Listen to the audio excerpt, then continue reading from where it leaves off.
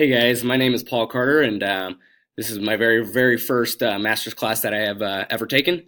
I'm super excited to get started. Let me go ahead and introduce you guys to myself. Get that disappeared, and if my computer will, there we go. So, like I said, my name is Paul Carter. I am 26 years old. I am married, and that is my wife Megan there in the picture, and we do have two cats. Well, I would say my wife has two cats. They just happen to live in the same house that I do. I would describe myself as an adventurer. I'm not afraid to try something new. I always say I'll try something once. May not do it twice or eat something twice, but I'll definitely try something once. And I like to go hiking in Colorado every year if possible. And skydiving, I really want to go bungee jumping. I think that's probably next on my bucket list. I work in Spring Hill, Kansas at Spring Hill Middle School in the sixth grade building. I'm in the middle of teaching in my fourth year of sixth grade social studies. Like I said, I teach sixth grade social studies. I'm also the director of the school, the middle school play.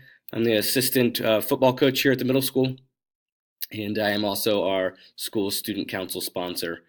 Some short-term professional goals. I want to become a leader in moving our grade level, so sixth grade content, social studies towards project-based learning. We're trying to move towards mainly project-based, and the kids seem to be enjoying it, but it is a lot of work up front to do truly meaningful projects that help the kids learn. I want to complete my master's in 2.5 years. Like I said, this is my very first class. My goal is to finish it in 2.5 years in school administration. Long-term professional goals. I want to become a middle school assistant principal, and I want to always continue to be a lifelong learner and always be learning new things to apply to students.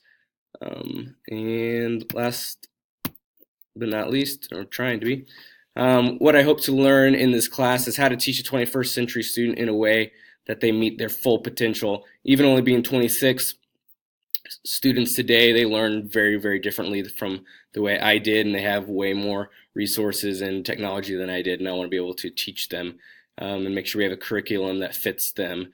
And so that's why another goal was how to choose a curriculum that is relevant today for these students.